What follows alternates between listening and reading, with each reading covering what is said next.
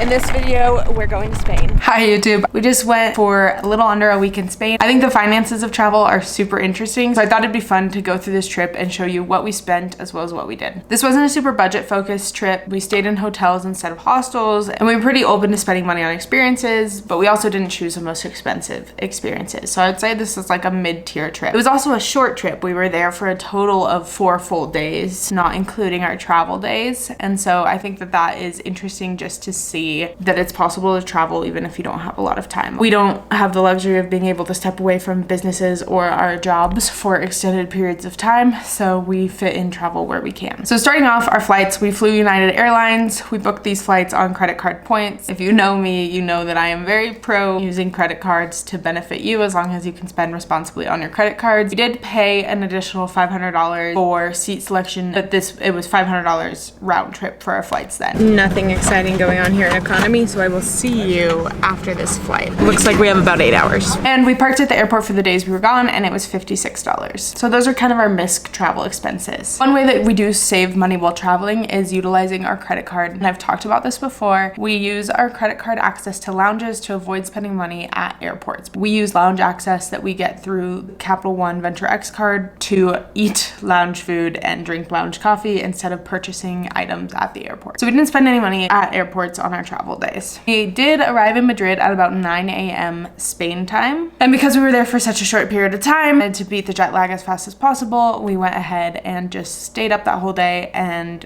explored Madrid. So for starters, our hotel in Madrid was $119. We visited the Royal Palace of Madrid, which did have a fee to enter. It cost us $40 for 2 tickets. But that was a really cool way to experience some of the history that was there, and also it's fun to see a royal palace. I think that that is one of the things that I'm more interested in than, for example, Madrid has a lot of museums with art from famous artists, but I feel like I can get the same experience looking at the art online and going to the outside of the museum. Going into the palace was a fun experience. We also took the metro around. We bought a 10 pass ticket for $9.98, so I just rounded that up to $10. And then on food while we were out and about, we spent $20 that day. We also grabbed water while we were out and about, and that was $4. One thing that's always really surprising to people about Spain is how inexpensive eating out is relative to the United States. It's always a nice little treat when you can buy food for the day for 2 people for 20 bucks. So in total, on day 1, including the hotel, we spent $193. Day 2, we traveled from Madrid to my family's hometown, Salamanca. My dad is from Spain. This trip was to visit family, and that was about a 2-hour trip. We were there with my parents as well as my aunt and uncle, and they had rented a car, so that's not included in our expenses because they opted to cover that expense for us. Train tickets would have cost us around like 30 bucks, so it's not a huge expense to travel around the country. Our hotel for the nights that we were in Salamanca was $250, which came out to about $50 a night. Hotel we chose because it had some room to work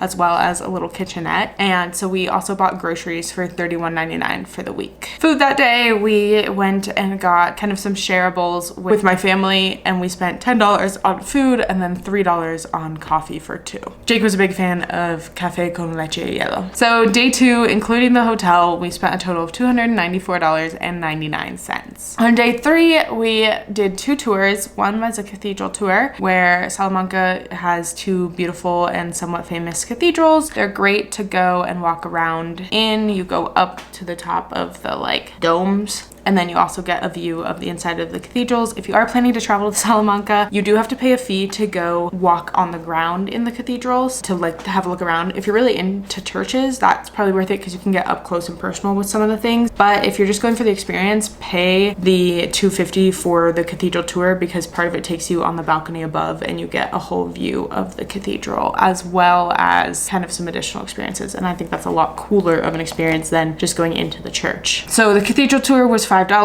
Lunch that day, we did a 7-course meal, which was a really fun experience, really unique foods. Here in the States, an experience like that would cost us $200 a piece. We were able to pay $25 each for a very high-end 7-course, very delicious meal. So that was $50. And then that evening we went to the university and climbed the towers to get a view of the whole city at night, and it was beautiful, and that cost us $8. Throughout the day we spent some money on coffee, which was $4, and then grabbed some waters while we were out and about, and that was $2. So that total was $69 for the day. And then day 4, we spent our time walking around the city of Salamanca and having a few niche Spanish experiences, including getting churros con chocolate, which we spent $11.25 on. Lunch for 2 was $18.25. We bought coffee again for $3, and we spent $18 on souvenirs. I bought my grandma a little hand fan. And then one thing that we want to try to be better at is, instead of buying like junk for people, is if we see something that we think someone would like while we're out traveling, buying the item for them, but then giving it to them as a birthday gift or Christmas gift or whatever. So we did buy a gift for someone we love whose birthday is in a couple months. That total was, with the fans and everything, was $18. So our total on our 4th day was $75.50. And then our last day we drove from Salamanca to Madrid to catch our flight home. So we didn't spend any money that day. We did go to the lounge in Madrid for breakfast, and it was great because it had like a full breakfast station. Good morning from Madrid Barajas Airport. I'm sure there's a lot of sun around me. We are in the lounge in the T1 terminal, and that is how we're starting our day. I have a cold coffee and I had a little breakfast. Absolutely way better than sitting at the gate. I can't even begin. We got up at 5 this morning and had a 3-hour drive to Madrid. Everything went smoothly, no complaints. So our total for this trip was $1,188.49, including flights, hotels, parking, the whole shebang. So that kind of gives you some insight into what we spent on travel. Travel is something that we try to save for every month so that costs like this don't add up. We also booked our hotels a couple months in advance and paid some of those fees early on. So we didn't just drop all this money in one month. It was spread out over time. The biggest expenses were definitely our flights and hotels. If we take that out, we spent $319.49 on food and experiences. That's how we traveled to Spain for 1 week and what we spent. Thanks for coming along. If you're interested in the finances of the world, I love to share it and my experiences. Do a lot of little travel and trips like this, so tag along. Don't forget to subscribe. It really supports my channel. Thanks for being here.